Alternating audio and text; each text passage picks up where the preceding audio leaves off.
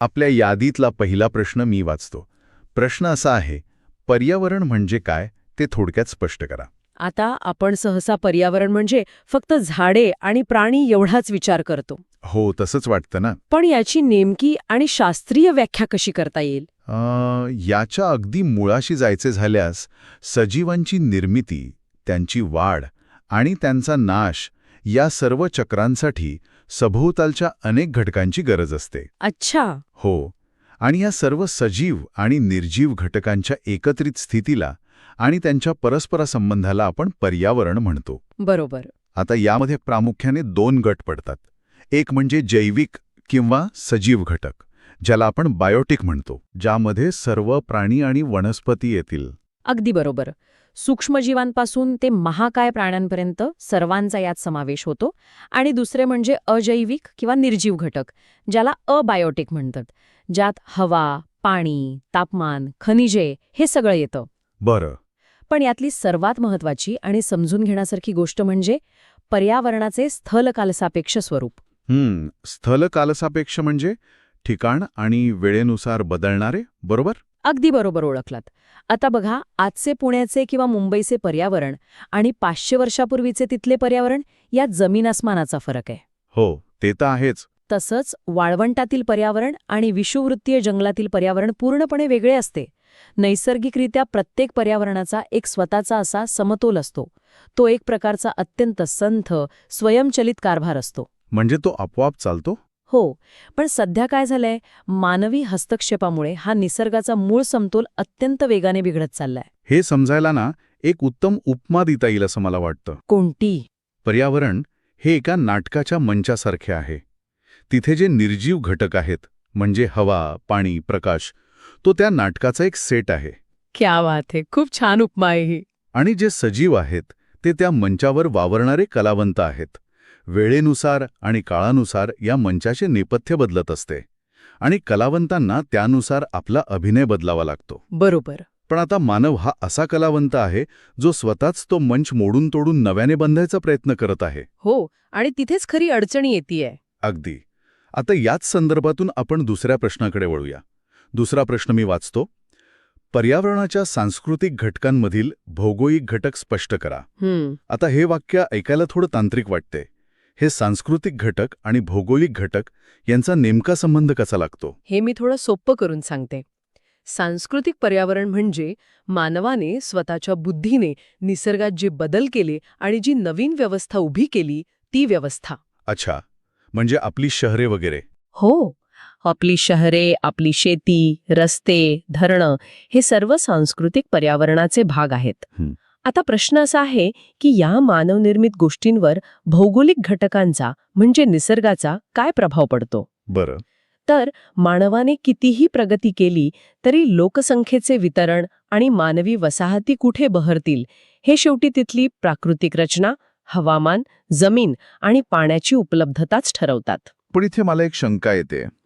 आजच्या आधुनिक तंत्रज्ञानाच्या काळात आपण चक्क वाळवंटातही वातानुकूलित शहरे उभी केली आहेत. मग तिथे भौगोलिक घटकांचं नियंत्रण कुठे राहिलं? आपण तर निसर्गाला हरवलं ना. तो एक तात्पुरता विजय वाटू शकतो, पण दीर्घकाळात निसर्ग आपली मर्यादा दाखवून देतोच. ते कसं? वाळवंटात शहर वसवले तरी पाण्यासाठी आणि एसी चालवण्यासाठी अफाट ऊर्जा खर्च करावी लागते. भौगोलिक घटकांचा प्रभाव हा नेहमीच व्यापक असतो.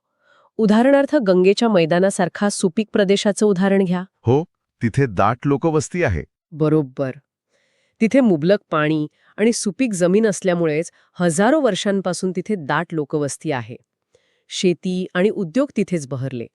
या उलट अतिउष्ण किंवा अतिथंड हवामानात मानवी प्रगती नेहमीच संथ राहिली आहे. अच्छा. म्हणजेच काय, तर सांस्कृतिक पर्यावरण कितीही प्रगत झालं तरी त्याची मूळ चौकट ही भौगोलिक घटकांनीच आखलेली असते. म्हणजे निसर्गाचा कॅनव्हास जो आकार देईल त्याच आकारात आपण आपलं चित्र रंगवू शकतो. अगदी तसंच. हे खूप छान स्पष्ट झालं. आता आपण आपल्या नियमाप्रमाणे तिसऱ्या प्रश्नाकडे जाऊया. प्रश्न असा आहे, पर्यावरणातील जैविक घटकांमध्ये भक्षक गट म्हणजे काय व त्याचे 4 प्रकार कोणते? अन्नाच्या आणि ऊर्जेच्या प्रवाहातली ही पुढची महत्वाची पायरी आहे. जे सजीव स्वतःचे अन्न स्वतः तयार करू शकत नाहीत. म्हणजे जसे वनस्पती करतात तसे. हो, वनस्पती उत्पादक असतात. पण जे अन्नासाठी पूर्णपणे उत्पादकांवर किंवा वनस्पतींवर अवलंबून असतात त्यांना आपण भक्षक म्हणजे कन्झ्युमर्स म्हणतो. अच्छा. आणि त्याचे प्रकार अन्नाच्या सवयीनुसार भक्षकांचे 4 स्पष्ट प्रकार पडतात. पहिला गट म्हणजे प्राथमिक भक्षक. हे शाकाहारी असतात का? अगदी बरोबर. हे पूर्णपणे शाकाहारी असतात, जे थेट वनस्पती खाऊन जगतात. उदाहरणादाखल हरिण किंवा गाय. बरं. दुसरा प्रकार म्हणजे द्वितीय श्रेणीचे भक्षक. हे प्राथमिक भक्षकांची म्हणजे शाकाहारी प्राण्यांची शिकार करतात. म्हणजे हे मांसाहारी झाले. हो, हे मांसाहारी असतात. बेडूक किंवा कोल्हा हे ह्या गटात येतात. आणि याच्या पुढची पायरी म्हणजे जे दुसरे मांसाहारी प्राण्यांना खातात ते. बरोबर. तो तिसरा प्रकार, ज्याला आपण तृतीय श्रेणी भक्षक म्हणतो, हे प्राणी द्वितीय श्रेणीच्या भक्षकांवर जगतात, जसे की वाघ आणि सिंह. अरे वा. आणि सर्वात शेवटी येतो चौथा प्रकार, सर्वोच्च भक्षक, ज्याला एपेक्स प्रेडेटर्स म्हणतात. हे असे सजीव आहेत ज्यांना इतर कोणीही खाऊ शकत नाही, पण ते खालच्या सर्व स्तरांतील भक्षकांचं भक्षण करू शकतात. यात मानव येतो का? हो, मानव आणि गरुड हे ह्याच सर्वोच्च भक्षकांच्या यादीत येतात. हां. क्रम ऐकताना जाणवते की इथे ऊर्जेचा प्रवास खालून वरच्या दिशेने होत आहे. अगदी बरोबर. आणि ह्याच रचनेला अधिक विस्तृत करणारा आपला चौथा प्रश्न आहे. तो प्रश्न मी वाचतो. परिसंस्था रचना विशद करा. आता भक्षक आणि उत्पादक हे तर आपण पाहिले, पण ही संपूर्ण परिसंस्था एक सिस्टम म्हणून कशी काम करते? परिसंस्था म्हणजे केवळ वनस्पती आणि प्राणी एकाच ठिकाणी राहतात असे नाही बरं का. मग जैविक आणि अजैविक घटकांमध्ये जी सतत देवघेव सुरू असते, त्यातून तयार झालेले जे गुंतागुंतीचे पण क्रमबद्ध संघटन असते, त्याला आपण परिसंस्था म्हणतो. अच्छा. या रचनेचा मुख्य पाया 2 प्रक्रियांवर उभा आहे.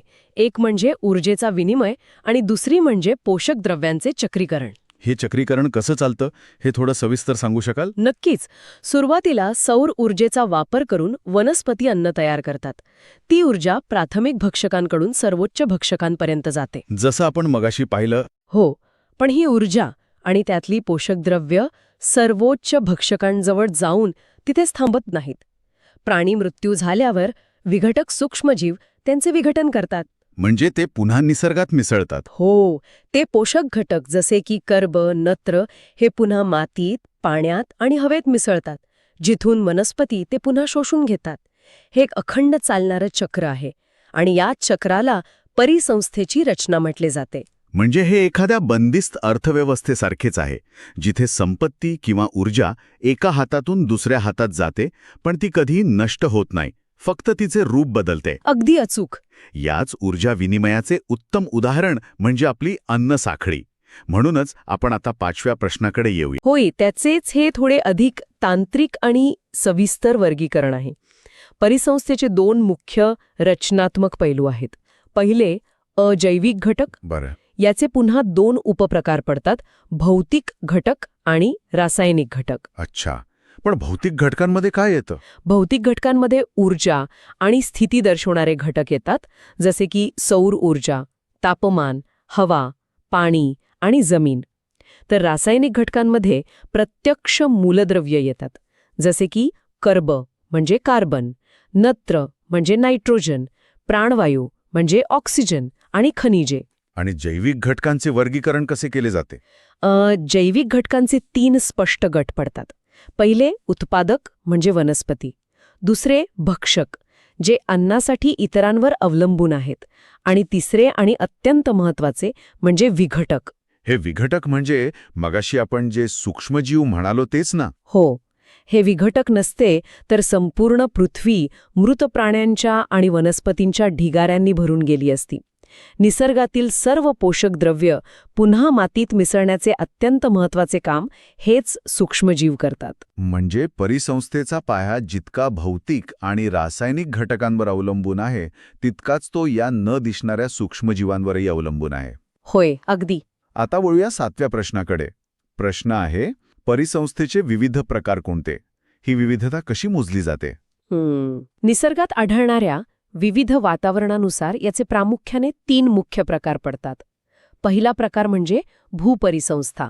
जमिनीवरची. हो, यामध्ये जमिनीवरील सर्व परिसंस्था येतात, जसे की घनदाट जंगले जिथे प्रचंड जैवविविधता असते, विस्तीर्ण गवताळ प्रदेश जे अनेक तृणभक्षक प्राण्यांचे घर असते, आणि वाळवंट, जिथली परिसंस्था पाण्याचं दुर्भिक्ष असतानाही कशी तग धरायची याचे उत्तम उदाहरण आहे. आणि दुसरा प्रकार कोणता? दुसरा प्रकार आहे जलीय परिसंस्था. यात गोड्या पाण्याची परिसंस्था जसे की नद्या आणि तलाव आणि खाऱ्या पाण्याची परिसंस्था म्हणजे समुद्र आणि महासागर असे 2 मोठे भाग पडतात. अच्छा. आणि तिसरा प्रकार म्हणजे विशिष्ट प्रकारच्या परिसंस्था. या पूर्णपणे विशिष्ट हवामानावर आधारित असतात. म्हणजे कसा? उदाहरणार्थ विषुववृत्तीय वने जिथे वर्षभर पाऊस असतो, किंवा मान्सून वने जी ऋतूनुसार बदलतात, आणि थंड प्रदेशातील सूचीपर्णी वने. निसर्गाची ही विविधता खरंच थक्क करणारी आहे. पण या अफाट निसर्गात मानवाने नेमका कधी आणि कसा प्रवेश केला हे समजून घेणं खूप रंजक आहे. आपला 8वा प्रश्न याच इतिहासाविषयी आहे. प्रश्न वाचतो, अश्मयुगीन काळात पर्यावरणात कोणकोणती संक्रमणे झाली?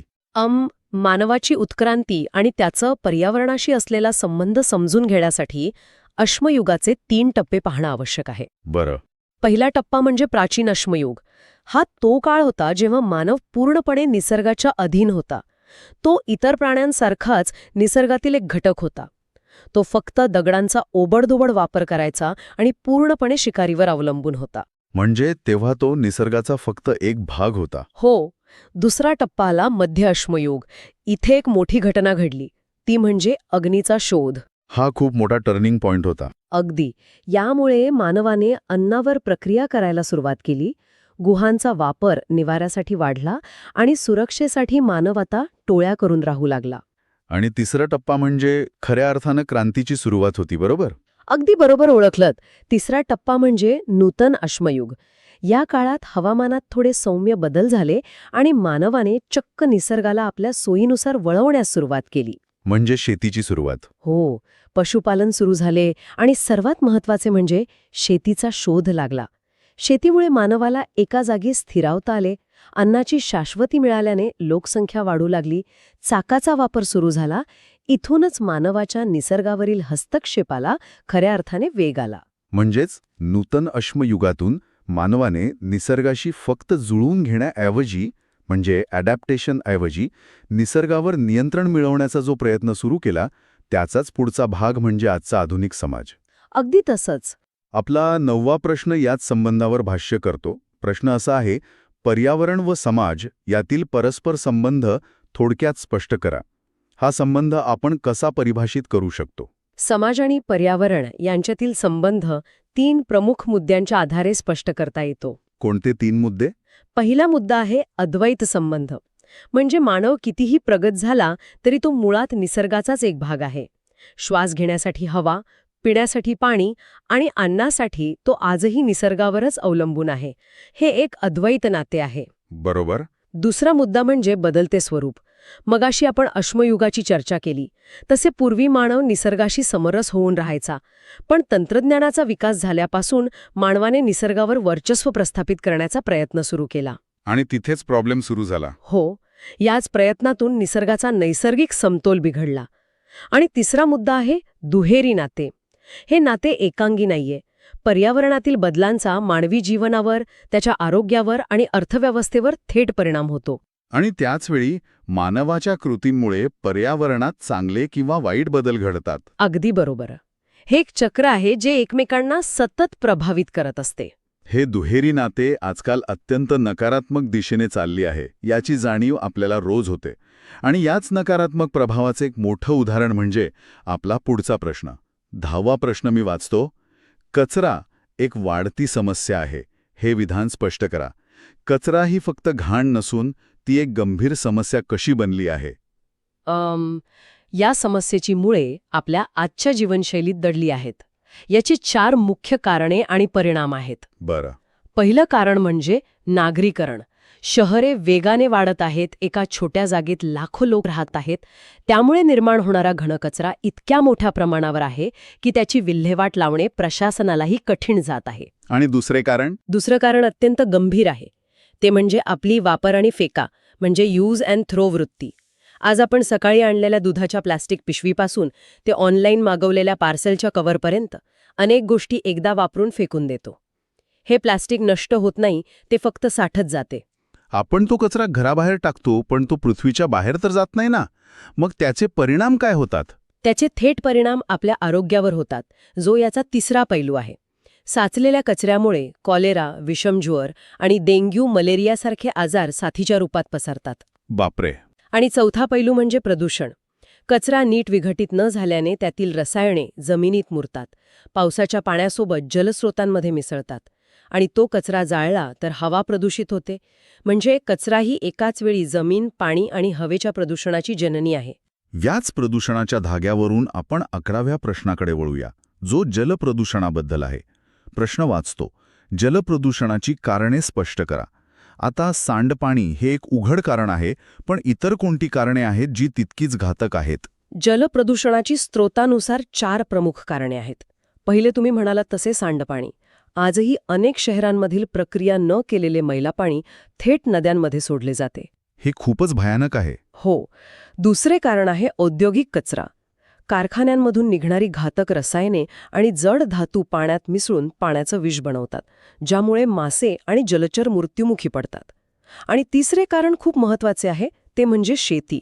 एक मिनिट, शेतीमुळे जलप्रदूषण कसे होते? शेती तर आपल्याला अन्न देते ना? हेच इथे समजून घेणं गरजेचे आहे. अन्न निर्मिती हा चांगला हेतू असला तरी आजच्या शेतीत रासायनिक खतांचा आणि कीटकनाशकांचा प्रचंड वापर होतो. अच्छा, म्हणजे पावसामुळे की वाहून जातं? बरोबर. जेव्हा पाऊस पडतो तेव्हा ही सर्व रसायने पाण्यासोबत वाहून जाऊन जवळच्या नदीला किंवा तलावाला मिळतात.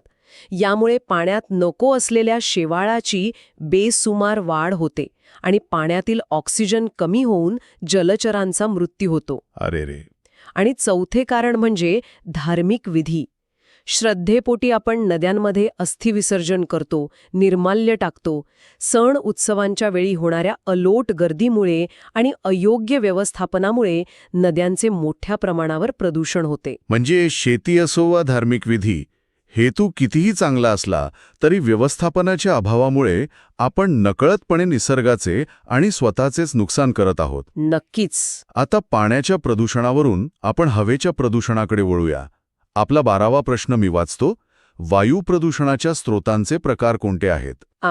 वायू प्रदूषणाचे स्रोत 2 प्रकारांमध्ये विभागता येतात. पहिला प्रकार म्हणजे नैसर्गिक स्रोत. निसर्गात घडणाऱ्या काही घटनांमुळेही हवा प्रदूषित होते. म्हणजे ज्वालामुखी वगैरे? हो. ज्वालामुखीचा उद्रेक झाल्यावर त्यातून बाहेर पडणारे विषारी वायू किंवा जंगलात नैसर्गिकरित्या लागलेली आग, ज्याला आपण वळवा म्हणतो, आणि वाळवंटी प्रदेशातील धुळीची वादळं. पण मला वाटतं निसर्गात स्वतःला सावरण्याची एक व्यवस्था असते. नैसर्गिक प्रदूषण निसर्ग स्वतःच पचवू शकतो, नाही का? अगदी अचूक. निसर्ग स्वतःच्या प्रदूषणाचा समतोल राखू शकतो. पण खरा धोका दुसऱ्या प्रकाराचा आहे. तो म्हणजे मानवनिर्मित स्रोत. निसर्गाला रोज लाखो गाड्यांच्या धुराड्यातून बाहेर पडणारा कार्बन मोनॉक्साईड पचवण्याची सवय नाहीये. हे अगदी खरंय. कारखान्यांच्या चिमण्यांमधून निघणारे विषारी वायू, इंधनासाठी लाकूड जाळणे किंवा शेतीचे अवशेष आणि कचरा उघड्यावर जाळणे यामुळे हवा प्रचंड प्रदूषित होत आहे. मानवनिर्मित स्रोतांची गती आणि प्रमाण एवढे मोठे आहे की निसर्गाची समतोल राखण्याची यंत्रणा तिथे पूर्णपणे कुचकामी ठरते. हवा आणि पाणी यांच्या प्रदूषणाचे परिणाम आपल्याला डोळ्यांनी दिसतात किंवा श्वासातून तरी जाणवतात. पण एक प्रदूषण असेही आहे जे थेट दिसत नाही, पण मानसिक स्वास्थ्यावर मोठा आघात करते. त्यावरच आपला 13वा प्रश्न आहे. प्रश्न वाचतो. ध्वनी प्रदूषण आणि सामाजिक ध्वनी प्रदूषण म्हणजे काय? या दोन्हीमध्ये नेमका काय फरक आहे? दोन्हीचा संबंध आवाजाशीच आहे, पण त्यामागील कारणे वेगळी आहेत. ध्वनी प्रदूषण म्हणजे नको असलेला, कर्कश आणि डेसिबलची मर्यादा ओलांडणारा आवाज. म्हणजे कारखान्यांचा आवाज? हो. कारखान्यांमधील यंत्रांचा खडखडाट, विमानांचा आवाज, वाहनांचे सतत वाजणारे हॉर्न, यामुळे हे प्रदूषण होतं. याचा थेट शारीरिक परिणाम होतो. बहिरेपणा येणे, उच्च रक्तदाब आणि प्रचंड मानसिक ताण. आणि मग हे सामाजिक ध्वनी प्रदूषण काय आहे? सामाजिक ध्वनी प्रदूषण हा प्रकार पूर्णपणे वेगळा आहे. हा यंत्रांचा नाही तर मानसिकतेचा प्रश्न आहे. सण, उत्सव, मिरवणुका किंवा सार्वजनिक कार्यक्रमांच्या नावाखाली आपण जाणीवपूर्वक आवाजाच्या मर्यादांचे उल्लंघन करतो. म्हणजे डीजे वगैरे लावतात ते ठरवून मर्यादा ओलांडत असतो. होय. यामागे माझा आनंद साजरा करताना दुसऱ्याला, आजारी माणसांना किंवा प्राण्यांना काय त्रास होतोय याची मला पर्वा नाही, ही अत्यंत आत्मकेंद्रित आणि स्वार्थी मानसिकता असते. हे प्रदूषण केवळ ध्वनीचे नसून ते सामाजिक जाणीवेच्या अभावाचे लक्षण आहे. हा मुद्दा खरोखरच विचार करायला लावणार आहे. आपण आतापर्यंत निसर्गाची रचना, त्यात मानवाचा प्रवेश आणि त्यानंतर आपण निर्माण केलेल्या समस्यांची सविस्तर चर्चा केली. आता आपण या सगळ्यावरील उपायाकडे म्हणजेच आपल्या शेवटच्या 14व्या प्रश्नाकडे वळूया. प्रश्न मी वाचतो. 3R तत्व म्हणजे काय? आपण आजपर्यंत निसर्गाचे जे चक्र मोडले आहे ना, ते पुन्हा जोडण्याचा हा एक अत्यंत महत्वाचा मार्ग आहे. पर्यावरणाचा समतोल पुन्हा प्रस्थापित करण्यासाठी हे 3R तत्व अत्यंत प्रभावी मानले जाते. यातले ते 3R कोणते आहेत? यातील पहिला R म्हणजे रिड्यूस, म्हणजे कमी करणे. आपल्या गरजा मर्यादित ठेवणे, जेणेकरून अतिरिक्त कचरा आणि प्रदूषण मुळात निर्माणच होणार नाही. आणि दुसरा R म्हणजे रियूज, म्हणजे पुनर्वापर. एखादी वस्तू वापरून लगेच फेकून देण्यापेक्षा तिचा पुन्हा पुन्हा जास्तीत जास्त वापर करणे. आणि तिसरा R म्हणजे रिसायकल, म्हणजे पुनर्चक्रीकरण. जी वस्तू आता वापरण्यायोग्य राहिली नाही त्यावर प्रक्रिया करून त्यापासून नवीन उपयुक्त वस्तू तयार करणे. हे तत्व वापरल्यास आपण निसर्गाच्या मूळ चक्रीकरण प्रक्रियेशी पुन्हा जोडले जाऊ. पण एक प्रश्न पडतो, रिड्यूस करणे म्हणजेच गरजा कमी करणे हे आजच्या या चंगळवादी जगात खरंच शक्य आहे का? हे कठीण नक्कीच आहे, पण अशक्य नाही. आणि सर्वात महत्वाचे म्हणजे आपल्याकडे आता दुसरा कोणता पर्याय उरलेलाच नाहीये. तेही खरंच आहे. निसर्गात कचरा ही संकल्पनाच अस्तित्वात नसते. एकाचा कचरा हे दुसऱ्याचे अन्न असते. 3R तत्व मानवी व्यवस्थेला निसर्गाच्या याच रचनेजवळ घेऊन जाण्याचा प्रयत्न करते. खूपच सविस्तर. आपल्या यादीतला पहिला प्रश्न मी वाचतो. प्रश्न असा आहे. तर पहिला प्रश्न असा आहे, जलप्रदूषण मध्यवर्ती नियंत्रण मंडळाची कोणतीही 5 कार्य कोणती? या मंडळाची 5 प्रमुख कार्ये आहेत, जी एका यंत्रणेसारखी चालतात. पहिलं कार्य म्हणजे मार्गदर्शन. सरकारला पाणी आणि जलप्रदूषण रोखण्यासाठी योग्य ती दिशा दाखवण्याचं काम ते करतात. दुसरं काम आहे सर्वेक्षण. म्हणजे ते प्रत्यक्ष जाऊन पाहणी करतात का? होय. नुसतं ऑफिसमध्ये बसून चालत नाही, तर नद्या आणि विहिरींची प्रत्यक्ष पाहणी करून त्यांच्या पाण्याचा दर्जा ठरवण्याचं काम ते करतात. त्यानंतर त्यांचं तिसरं काम येतं ते म्हणजे मानके ठरवणे. मानके म्हणजे नेमके काय? आता बघा, सांडपाणी जेव्हा नद्यांमध्ये सोडलं जातं तेव्हा त्यात किती प्रमाणात रसायने असली तर चालतील याचे नियम आणि मानके निश्चित करणे. चौथं कार्य आहे समन्वय. विविध राज्यांमधील प्रदूषण नियंत्रण मंडळांच्या कामात समन्वय साधणे हे खूप महत्वाचे असते. आणि 5वे कार्य आहे प्रशिक्षण. म्हणजे या क्षेत्रात काम करणाऱ्या व्यक्तींसाठी प्रशिक्षणाचे आयोजन करणे. हे ऐकताना मला असं वाटतंय की हे मंडळ एका ट्रॅफिक पोलिसासारखे आणि मार्गदर्शकासारखे काम करते, जे फक्त नियम बनवत नाही तर प्रत्यक्ष व्यवस्थापनही करते. अगदी तंतोतंत ओळखलत. आता आपण पुढच्या प्रश्नाकडे जाऊया का? नक्कीच. आपला दुसरा प्रश्न असा आहे की ध्वनी प्रदूषणाची समस्या थोडक्यात स्पष्ट करा. सामाजिक ध्वनी प्रदूषण ही संकल्पना काय आहे? ध्वनी प्रदूषणाची साधी व्याख्या सांगायची तर नको असलेला किंवा मर्यादेबाहेरचा आवाज म्हणजे ध्वनी प्रदूषण, जो आपण डेसिबलमध्ये मोजतो. कारखाने, वाहनांचे हॉर्न आणि विमाने हे त्याचे मुख्य स्रोत आहेत.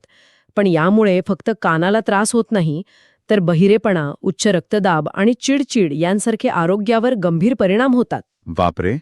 पण प्रश्नाच्या दुसऱ्या भागात सामाजिक ध्वनी प्रदूषण हा शब्द आलाय. हे काय प्रकरण आहे? खरोखरच चिंतेचा विषय आहे. सामाजिक ध्वनी प्रदूषण म्हणजे सांस्कृतिक कार्यक्रमांच्या नावाखाली आवाजाच्या मर्यादांचे सर्रास होणारे उल्लंघन. सार्वजनिक उत्सव, डीजे, फटाके यातून हे होतं. म्हणजे सणांच्या नावाखाली जो गोंगाट होतो तो? हो ना. इथे एक अत्यंत घातक वृत्ती वाढीस लागली आहे. ती म्हणजे माझ्या आनंदात दुसऱ्याला होणाऱ्या त्रासाची मला पर्वा नाही. यामुळे आजूबाजूचे विद्यार्थी, रुग्ण आणि वृद्धांना जो नाहक त्रास होतो त्याचा कोणी विचारच करत नाही. खरंय. ही एक प्रकारची सामाजिक असंवेदनशीलता आहे. आता आपण तिसऱ्या प्रश्नाकडे वळूया. प्रश्न तिसरा असा आहे की वायू प्रदूषणाच्या स्रोतांचे प्रकार कोणते आहेत? वायू प्रदूषण नियंत्रित करण्यासाठी एखादी व्यक्ती वैयक्तिक स्तरावर काय करू शकते? वायू प्रदूषणाचे प्रामुख्याने 2 स्रोत आहेत. पहिले नैसर्गिक स्रोत, ज्यामध्ये ज्वालामुखी, वणवा आणि धुळीची वादळे येतात, आणि दुसरे म्हणजे मानवनिर्मित स्रोत, जे अधिक घातक आहेत. मानवनिर्मित स्रोतांमध्ये नक्की काय येतं? यात औद्योगिक धूर, वाहनांमधनं निघणारा कार्बन मोनोऑक्साईड, इंधन ज्वलन आणि शेतीतील कीटकनाशके यांचा समावेश होतो. बरं, पण मग वैयक्तिक स्तरावर आपण काय करू शकतो? वैयक्तिक स्तरावर 3 मुख्य गोष्टी करता येतील. पहिली गोष्ट म्हणजे वाहनांची निगा, वेळेवर PUC करणे आणि शक्य तिथे सार्वजनिक वाहतुकीचा वापर करणे. दुसरी गोष्ट म्हणजे ऊर्जा व कचरा व्यवस्थापन, आणि तिसरी गोष्ट म्हणजे वृक्षारोपण. 1 मिनिट, ऊर्जा व्यवस्थापन म्हणजे वीज वाचवणे ना, पण त्याचा वायू प्रदूषणाशी काय संबंध? त्यामुळे वीज वाचवणे म्हणजेच अप्रत्यक्षपणे कोळसा वाचवणे आणि हवेतील धूर कमी करणे. तसंच कचरा न जाळता त्याचे खत करणंही महत्वाचे आहे. म्हणजेच सरकारकडे बोट दाखवण्यापेक्षा घरात फक्त एक लाईट बंद करून वीज वाचवणे हे देखील प्रदूषणाविरुद्धचे एक मोठं पाऊल आहे. हा मुद्दा एकदम स्पष्ट झाला. आपला चौथा प्रश्न असा आहे की सागरी प्रदूषणाची विशिष्ट कारणे लिहा. सागरी प्रदूषणाची 4 प्रमुख कारणे आहेत. पहिलं म्हणजे शहरांचं सांडपाणी, जे प्रक्रियेविना थेट समुद्रात सोडलं जातं. दुसरं कारण म्हणजे कारखान्यांमधून येणारे जड धातू, जड धातू म्हणजे कोणते? जसे की शिसे, पारा, तांबे. हे विषारी धातू समुद्रात मिसळतात आणि माशांच्या माध्यमातून मानवी साखळीत येतात. तिसरं कारण आहे अतिरिक्त मासेमारी. यांत्रिक नौकांमुळे समुद्राचा नैसर्गिक समतोल बिघडतोय. आणि चौथं, सर्वात घातक कारण म्हणजे प्लास्टिक प्रदूषण. म्हणजे पर्यटकांचा तो न कुजणारा कचरा. अगदी बरोबर. कासवे आणि मासे ते प्लास्टिक खातात आणि गुदमरून मरतात. हे ऐकून असं वाटतं की आपण समुद्राला एक अमर्याद कचराकुंडी समजण्याची घोडचूक करतोय. आणि आपल्या या विचारसरणीमुळे जलचरांच्या जीवावर कसं बेतत आहे हे यातून दिसतं. आता पुढचा म्हणजे 5वा प्रश्न घेऊया. प्रश्न असा आहे की नागरी वाहतूक व्यवस्थेचे स्वरूप व पर्यावरणावरील परिणाम स्पष्ट करा. स्थानिक पर्यावरणास झोपडपट्ट्यामुळे कशी हानी पोहोचते? आता बघा, शहरांमध्ये सार्वजनिक वाहतूक अपुरी असल्याने खाजगी वाहने प्रचंड वाढली आहेत. याचा थेट परिणाम म्हणून हवा आणि ध्वनी प्रदूषण वाढतं. सल्फर डायऑक्साईड आणि कार्बन मोनॉक्साईड सारखे वायू हवेत मिसळतात. आणि वाहतूक कोंडीमुळे लोकांचा मानसिक ताणही वाढतो. आणि झोपडपट्ट्यांच्या बाबतीत काय सांगाल? झोपडपट्ट्यांमध्ये जागेची प्रचंड कमतरता असते. तसेच पिण्याचं पाणी आणि सांडपाण्याच्या सोयींचा अभाव असतो. त्यामुळे उघड्यावर शौच आणि नाल्यांमध्ये कचरा टाकला जातो. यामुळे आजार पसरत असतील ना? हो ना. याचा थेट परिणाम म्हणून तिथे क्षयरोग म्हणजे TB आणि त्वचाविकार यांसारखे आजार वेगाने पसरतात. स्थानिक पर्यावरणाची आणि आरोग्याची ही खूप मोठी हानी आहे. अतिशय स्पष्ट. आता आपला 6वा प्रश्न. 3R तत्व म्हणजे काय? हे 3R तत्व म्हणजे कचरा व्यवस्थापनाचा मूळ मंत्र आहे. पहिला R म्हणजे रिड्यूस, म्हणजेच कमी करणे.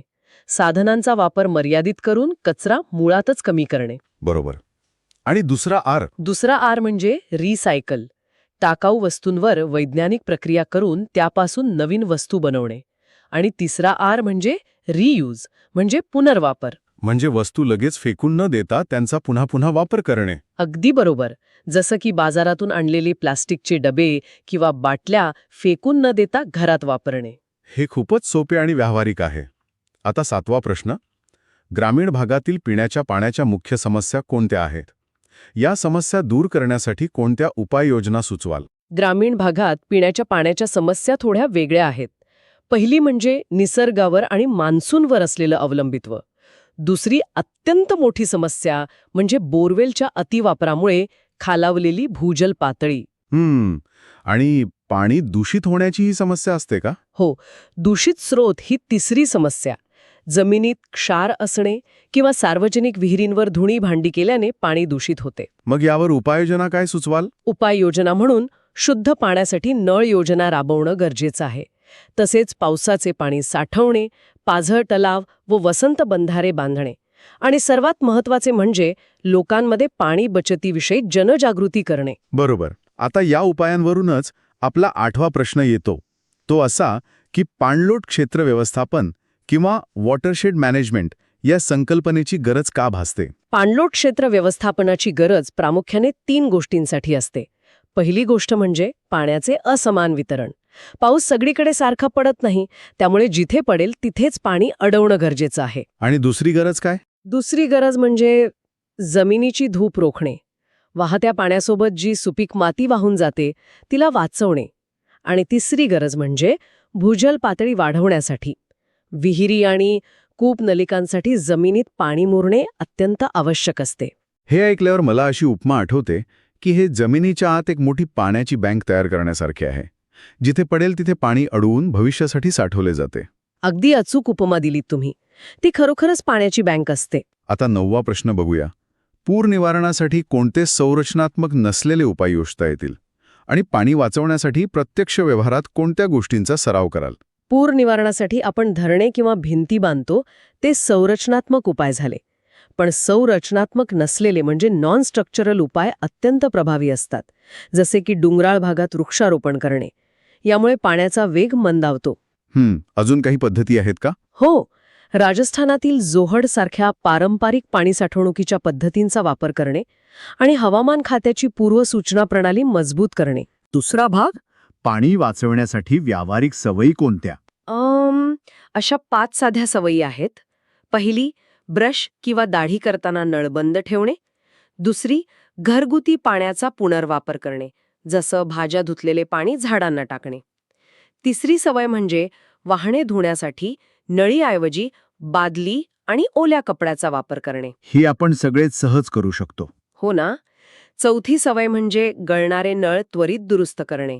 आणि 5वी अत्यंत महत्वाची सवय म्हणजे रेन वॉटर हार्वेस्टिंगचा अवलंब करणे. खूपच उपयुक्त सवयी आहेत या. आता 10वा प्रश्न. आपण नेहमी धरणांबद्दल बोलतो, तर मोठ्या धरणांच्या प्रकल्पांमुळे कोणत्या समस्या निर्माण होतात? मोठे धरण जरी फायद्याचे वाटत असले तरी त्यातून अनेक गंभीर सामाजिक आणि पर्यावरणीय समस्या निर्माण होतात. पहिली आणि सर्वात मोठी समस्या म्हणजे पुनर्वसनाचा प्रश्न. धरणामुळे गावेच्या गावे विस्थापित होतात. लोकांची घरे आणि जमिनी पाण्याखाली जातात. अगदी बरोबर. दुसरी समस्या म्हणजे पाणी वाटपावरून होणारे आंतरराज्य वाद, जसे की कावेरी आणि कृष्णा जलविवाद. तिसरी समस्या म्हणजे हजारो हेक्टर जंगले आणि सुपीक जमीन कायमची पाण्याखाली जाते. आणि चौथी, सर्वात भयंकर गोष्ट म्हणजे नदीचा नैसर्गिक प्रवाह थांबल्यामुळे तिथल्या परिसंस्थेवर अत्यंत घातक परिणाम होतो. आपण नेहमी मोठ्या धरणांना विकासाचे प्रतीक मानतो, पण एका घटकाचा विकास हा दुसऱ्या घटकासाठी किंवा पर्यावरणासाठी विनाश कसा ठरतो हे यातून स्पष्ट होते. खरे, आणि तो विनाश कधीही न भरून येणारा असतो. आपला 11वा प्रश्न घेऊया. जंगलातील झाडे व अरण्य कोणत्या घटकांनी प्रभावित होतात? हवामानावर आधारित वनांचे प्रमुख प्रकार सांगून उदाहरणे द्या. अरण्यांना प्रामुख्याने 3 घटक प्रभावित करतात: जमिनीतील ओलावा व खनिजे, प्राकृतिक रचना म्हणजे डोंगर आहेत की पठारे, आणि मानवी हस्तक्षेप जसे की शेती किंवा रस्ते बांधणी. आणि हवामानावर आधारित वनांचे प्रकार कोणते? याचे 4 प्रमुख प्रकार आहेत. पहिले, विषुववृत्तीय सदाहरित वने, जसे ॲमेझॉनची जंगले, जिथे रोजवूड आढळतो. दुसरे, मान्सून किंवा पानझडी वने, ज्याचे उत्तम उदाहरण आपला भारत आहे. इथे साग आणि साल वृक्ष आढळतात. आणि अतिथंड प्रदेशात कोणती वने असतात? तिथे तिसरा प्रकार येतो, सूचीपर्णी वने, जसे कॅनडामध्ये पाईन आणि स्प्रूस आढळतात. आणि चौथा प्रकार म्हणजे समशीतोष्ण पानझडी वने, जी युरोपमध्ये आढळतात. तिथे ओकची जंगले असतात. निसर्गातील ही विविधता अफाट आहे. याच अनुषंगाने आपला 12वा प्रश्न असा आहे की निर्वनीकरणाची प्रमुख कारणे आणि परिणाम लिहा. महाराष्ट्रातील सामाजिक वनीकरणाविषयी माहिती देऊन फायदे स्पष्ट करा. निर्वनीकरण म्हणजेच जंगलतोड. याची कारणे म्हणजे वाढती लोकसंख्या, शेतीचा विस्तार, धरणे आणि खाणकाम. आणि याचे परिणाम खूप भयंकर आहेत. कोणते परिणाम? जमिनीची धूप होणे, पूर येणे, दुष्काळ पडणे आणि जागतिक तापमान वाढ होणे, हे सर्व निर्वनीकरणाचेच परिणाम आहेत. आणि सामाजिक वनीकरण ही काय संकल्पना आहे? सामाजिक वनीकरण म्हणजे सोप्या भाषेत सांगायचं तर लोकांनी लोकांसाठी वाढवलेली वने. गावाकडची पडीक जमीन, रस्ते आणि रेल्वे मार्गांवर वृक्षारोपण करणे. याचे फायदे काय होतात? याचा सर्वात मोठा फायदा म्हणजे नैसर्गिक वनावरील लाकडाचा ताण कमी होतो, ग्रामीण भागात रोजगार मिळतो आणि पर्यावरणाचा समतोलही राखला जातो. ही खूपच सकारात्मक संकल्पना आहे. आता आपला 13वा प्रश्न पाहूया. हरित क्रांतीमध्ये कोणत्या घटकांचा समावेश होतो? हरितक्रांतीचे भारतीय शेतीवर झालेले अनुकूल आणि प्रतिकूल परिणाम स्पष्ट करा. हरित क्रांतीचे मुख्य घटक म्हणजे सुधारित बियाणे, रासायनिक खते, कीटकनाशके आणि आधुनिक यंत्रे जसे की ट्रॅक्टर. याचे अनुकूल म्हणजे चांगले परिणाम कोणते झाले? अनुकूल परिणाम म्हणजे भारत अन्नधान्यात स्वयंपूर्ण झाला, आपल्याला कमी जागेत जास्त उत्पन्न मिळू लागले. पण या नाण्याच्या दोन बाजू आहेत. प्रतिकूल परिणाम काय झाले मग? प्रतिकूल परिणाम ही खूप चिंताजनक आहेत. अतिपाणी आणि रासायनिक खतांमुळे जमीन क्षारपड आणि नापीक झाली. अन्नामध्ये कीटकनाशकांचे विषारी अंश उतरले आणि सर्वात महत्त्वाचे म्हणजे प्रादेशिक विषमता वाढली, कारण कोरडवाहू प्रदेश मागेच राहिले. बापरे. म्हणजे आपण अन्न सुरक्षा मिळवली खरी, पण त्याची एक मोठी पर्यावरणीय आणि आरोग्याची किंमत आपण आजही मोजत आहोत. आता आपला शेवटचा म्हणजे 14वा प्रश्न असा आहे की पडीक जमिनीच्या वापरासाठी कोणत्या उपाययोजना आहेत?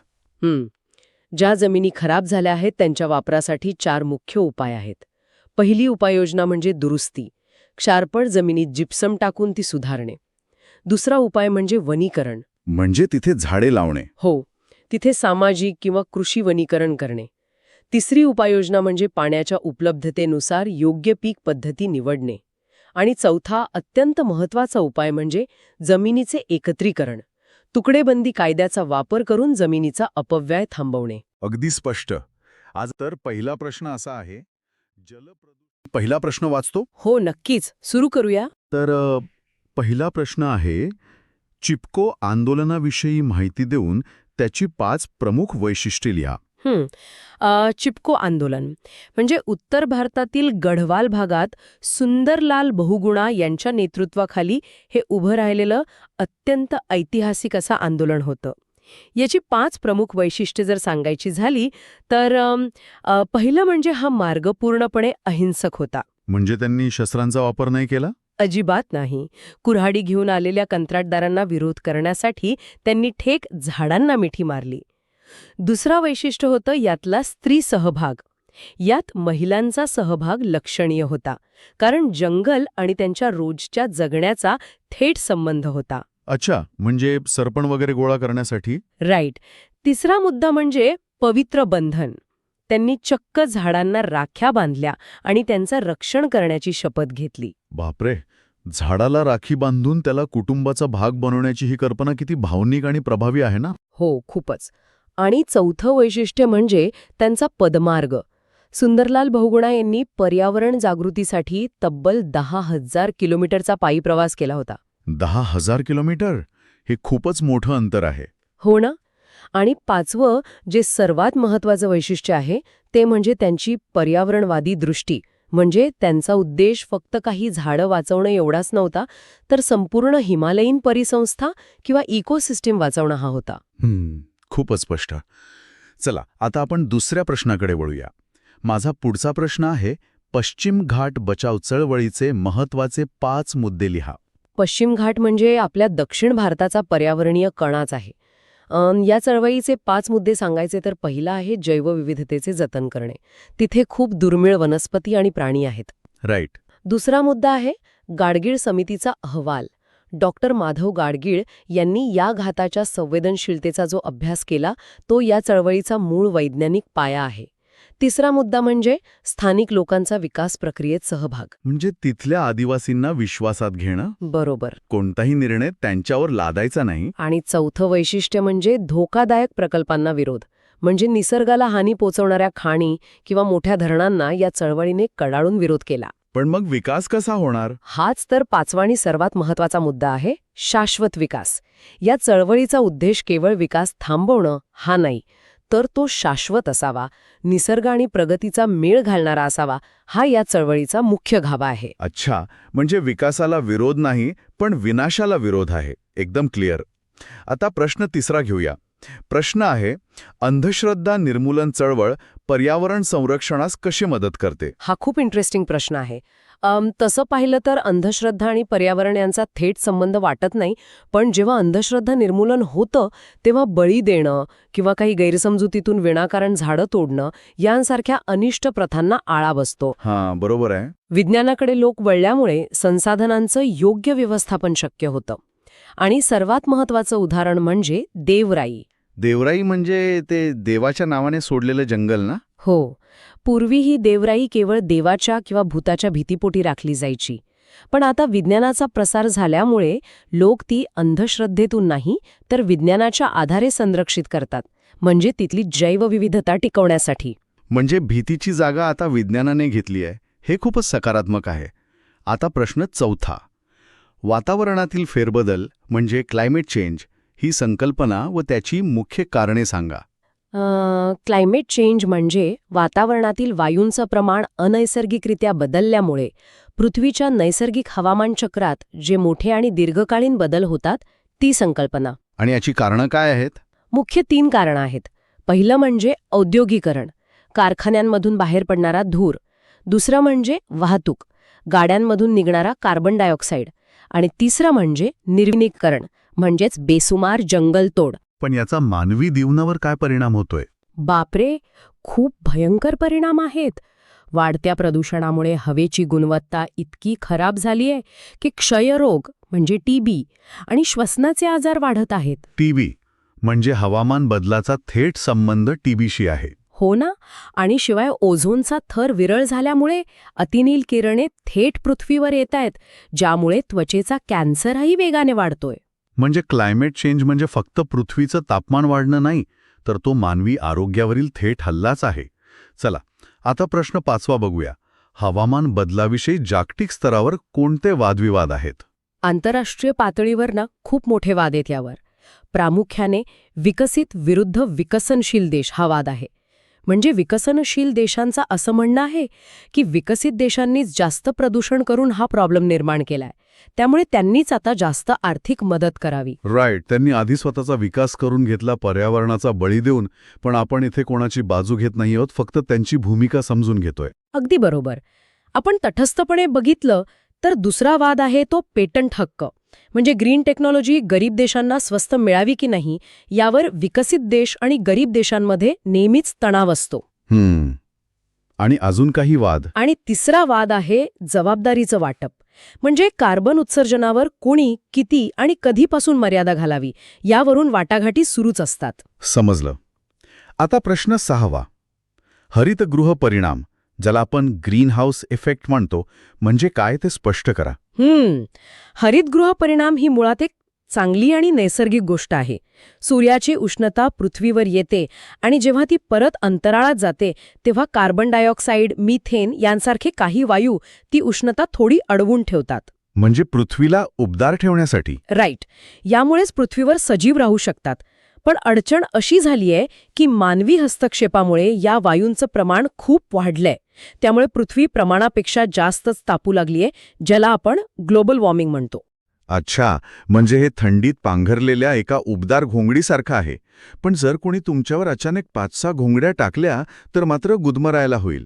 तसंच काहीसं पृथ्वीचं होतंय. हे उदाहरण खूपच अचूक आहे. अगदी तसंच होतंय. बरोबर. आता पुढचा प्रश्न 7वा. मॉन्ट्रियल प्रोटोकॉलमधील महत्त्वाचे मुद्दे कोणते? मॉन्ट्रियल प्रोटोकॉल हा एक खूप यशस्वी आंतरराष्ट्रीय करार मानला जातो. याचा मुख्य उद्देश होता ओझोन थराला हानी पोचवणाऱ्या CFC म्हणजे क्लोरोफ्लोरोकार्बन्स या वायूचा वापर टप्प्याटप्प्याने बंद करणे. हा CFC वायू कुठे वापरला जायचा? हा प्रामुख्याने फ्रिज आणि AC मध्ये वापरला जायचा. या कराराने असं अनिवार्य केलं की यापुढे फ्रिज आणि AC मध्ये ओझोनला हानी न पोचवणाऱ्या पर्यावरणपूरक वायूंचाच वापर करायचा. ओहो, म्हणजे आपल्या घरातल्या ACचा आणि जागतिक कराराचा असा थेट संबंध आहे. उत्तम. आता प्रश्न 8वा. ब्राझील रिओ 1992 मधील पर्यावरण आणि विकास परिषदेतील कराराच्या मुख्य बाबी कोणत्या? या परिषदेला आपण वसुंधरा परिषद किंवा अर्थ समिट म्हणूनही ओळखतो. यातली सर्वात मोठी गोष्ट म्हणजे अजेंडा 21 स्वीकारला गेला. अजेंडा 21 म्हणजे 21व्या शतकासाठीचा आराखडा. अगदी बरोबर. 21व्या शतकासाठी शाश्वत विकासाचा तो आराखडा होता. यात प्रामुख्याने जैवविविधतेचे जतन करणे, जमिनीचे वाळवंटीकरण रोखणे आणि हवामान बदलावर सर्व देशांनी मिळून एकत्रित धोरण राबवणे यावर सर्वात जास्त भर दिला गेला. म्हणजे संपूर्ण जगाला एका पानावर आणण्याचा हा प्रयत्न होता. आता प्रश्न 9वा. जागतिक पर्यावरण संरक्षणाचे काम आंतरराष्ट्रीय संस्थांमार्फत कसे चालते? आता बघा, पर्यावरण ही कोणत्याही एका देशाची मालकी नाहीये. त्यामुळे संयुक्त राष्ट्र म्हणजे UN आंतरराष्ट्रीय कायदे आणि करार बनवण्याचं मुख्य काम करतं. राईट. या संस्थांमार्फत विविध देशांमध्ये पर्यावरणपूरक तंत्रज्ञान आणि आर्थिक मदतीची देवाणघेवाण होते. आणि सगळ्यात महत्त्वाचं म्हणजे ग्लोबल कॉमन्स म्हणजे अथांग समुद्र किंवा हवामान या जागतिक साधनसंपत्तीवर कुणा एका देशाची मालकी न ठेवता सर्वांसाठी समान नियमावली तयार केली जाते. म्हणजे समुद्रावर कोणाचा सातबारा नाहीये, ती सर्वांची संपत्ती आहे. हो, अगदी तसाच. याच समुद्राच्या मुद्द्यावरून माझा 10वा प्रश्न आहे. सागरी संपत्ती म्हणजेच मरीन रिसोर्सेस याविषयी चिंताजनक गोष्टी कोणत्या आहेत? सध्या सागराची अवस्था खूपच गंभीर आहे. पहिली मोठी चिंता आहे अति-मासेमारी किंवा ओव्हरफिशिंग. यामुळे माशांच्या अनेक प्रजाती थेट नष्ट होण्याच्या मार्गावर आहेत. बापरे. दुसरं म्हणजे प्रदूषण. सांडपाणी आणि विषारी रसायनांमुळे समुद्रात मृतपट्टे किंवा डेड झोन्स तयार होत आहेत, जिथे ऑक्सिजनच नसल्यामुळे सजीव जगूच शकत नाहीत. हे खूपच भयंकर आहे. आणि तिसरी सर्वात विदारक गोष्ट म्हणजे प्लास्टिक. कासव, मासे हे प्लास्टिकच्या पिशव्यांमध्ये अडकून किंवा ते खाऊन तडफडून मरतायत.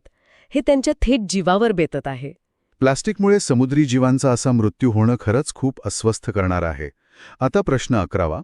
जैविक विविधता, बायोडायव्हर्सिटी ही संकल्पना स्पष्ट करून तिचे प्रकार सांगा. जैविक विविधता म्हणजे पृथ्वीवरील सजीव आणि सूक्ष्म जीव्यांचं एकत्र जगणं आणि त्यांच्यातलं निसर्गनिर्मित वैविध्य. निसर्गात जेवढी जास्त विविधता तेवढी ती परिसंस्था अधिक मजबूत असते. आणि याचे प्रकार कोणते? याचे 3 मुख्य प्रकार आहेत. पहिला, जनुकीय विविधता म्हणजे एकाच प्रजातीत जनुकांमुळे म्हणजे जीन्समुळे पडणारा फरक. उदाहरणादाखल सांगायचं तर एकाच बागेत आढळणारे गुलाबांचे वेगळे रंग. अच्छा. दुसरा प्रकार आहे प्रजाती विविधता म्हणजे एकाच भागात आढळणारे विविध प्राणी, जसं जंगल परिसंस्थेत घोडा, वाघ, सिंह हे एकत्र असतात. आणि तिसरा प्रकार म्हणजे परिसंस्था विविधता, सजीव आणि निर्जीव घटकांच्या परस्पर संबंधातून जी संपूर्ण व्यवस्था निर्माण होते ती. एकदम सोप्या भाषेत समजलं. जनुकीय, प्रजाती आणि परिसंस्था. आता प्रश्न 12वा. जैविक विविधता टिकवण्यासाठी कोणते आर्थिक मुद्दे विचारात घेतले जातात? इथे 2 खूप संवेदनशील आर्थिक मुद्दे येतात. पहिला आहे पेटंट हक्क. म्हणजे हळद किंवा कडुलिंब यांसारख्या वनस्पतींचे औषधी गुणधर्म तिथल्या स्थानिक लोकांना हजारो वर्षांपासून माहीत असतात. पण काही बहुराष्ट्रीय कंपन्या या ज्ञानावर स्वतःची मक्तेदारी मिळवण्यासाठी पेटंट घेण्याचा प्रयत्न करतात. हे रोखणं खूप गरजेचं आहे. ओहो, म्हणजे बायोपायरसी. राईट. आणि दुसरा मुद्दा आहे नफा वाटणी. स्थानिक जंगलातून किंवा दुर्मिळ वनस्पतींतून औषध कंपन्या जे कोट्यवधी रुपये कमवतात त्या फायद्याचा योग्य वाटा तिथल्या आदिवासींना किंवा स्थानिकांना मिळायला हवा. हे खूप महत्वाचं आहे. पर्यावरण संवर्धन हे केवळ निसर्गाबद्दल नाही, तर ते स्थानिक लोकांच्या अर्थकारणाशी आणि हक्कांशी कसं जोडलेलं आहे हे यातून स्पष्ट होतंय. आता प्रश्न 14वा. भारताची पर्यावरण संरक्षण धोरणे व कायदे कोणते आहेत? भारताने पर्यावरणासाठी खूप कडक कायदे केलेत. सर्वात प्रमुख म्हणजे पर्यावरण संरक्षण कायदा 1986. यातून हवा, पाणी आणि ध्वनी प्रदूषण नियंत्रण केलं जातं. दुसरा आहे वन्यजीव संरक्षण कायदा, जो जंगली प्राण्यांच्या शिकारीवर पूर्ण बंदी घालतो. आणि तिसरी सर्वात महत्त्वाची गोष्ट म्हणजे राष्ट्रीय हरित न्यायाधिकरण किंवा NGT. NGT म्हणजे ते जे पर्यावरणासाठीचं विशेष न्यायालय आहे. अगदी बरोबर. पर्यावरणविषयक खटले वर्षानुवर्ष प्रलंबित राहू नयेत ते वेगाने चालवण्यासाठी हे विशेष न्यायालय स्थापन करण्यात आलं आहे. खूपच छान. आता आपण आजच्या चर्चेच्या अगदी शेवटच्या प्रश्नावर आलो आहोत. प्रश्न 14वा. शाश्वत भविष्याकडे स्थानिक कृती ते जागतिक धोरण यांचा प्रवास कसा आहे? हा खरं तर एक अखंड प्रवास आहे. आपण आत्तापर्यंत जे बघितलं त्यावरून हे स्पष्ट होतं की चिपकोसारख्या स्थानिक चळवळींमधून सामान्य माणूस निसर्ग वाचवण्याची सुरुवात करतो. बरोबर.